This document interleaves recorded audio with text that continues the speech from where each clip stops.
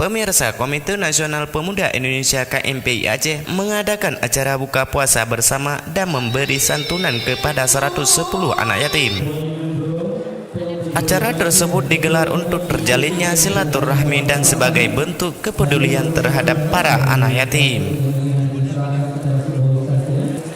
Selain itu, acara buka puasa bersama sebagai bentuk wujudnya syukur kader KMPI yang sukses menjadi anggota legislatif pada pemilu 2019 ini.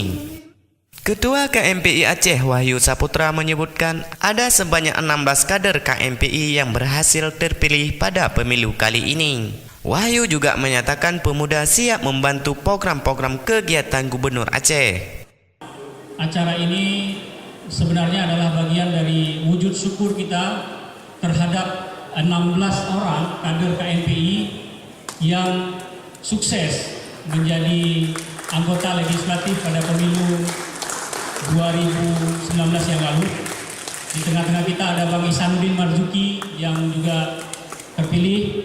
Ini sangat membanggakan sekali bagi kami karena beliau mantan ketua.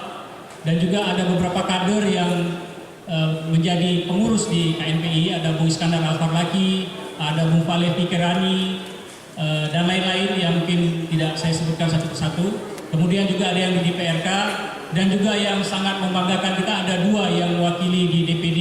Yang pertama Bung Fadil Rahmi, tadi saya lihat Bung Fadil, mana ini orangnya? Ya, ada di belakang Bung Fadil Rahmi.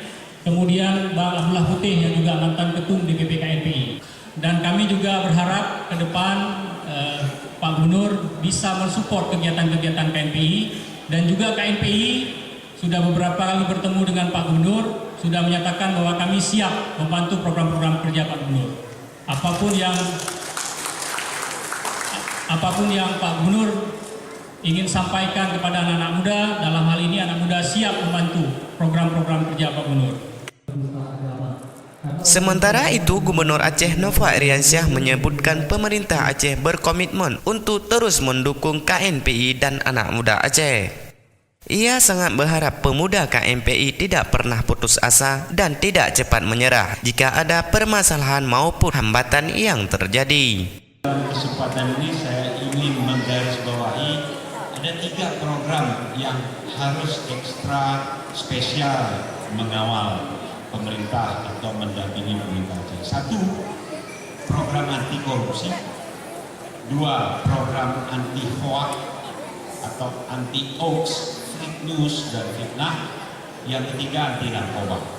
Nah, ini harus mengalami stressing karena 3 inilah yang bisa membubarkan bangsa ini ke depan. Kalau korupsi tidak segera kita kurangi dan kemudian kita hilangkan, bangsa ini bisa bubar, Saudara Wahyu, ke depan. Sama, kalau hoax atau hoax atau fake news, apalagi fitnah terus membahana, terutama dalam dunia medsos yang kemudian bisa berakibat kepada kehidupan bangsa ini juga bisa bubar. Akhir-akhir ini sudah menuju pembubaran bangsa ini. Kecuali ada anak-anak muda yang mulai menggagas, menginisiasi pertemuan-pertemuan, dan kita mengapresiasi pertemuan Bogor sebagaimana dulu sebelum merdeka ada pertemuan anak muda di Dinas Dengkok.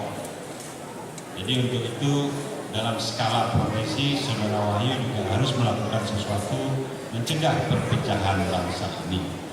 Yang ketiga, narkoba.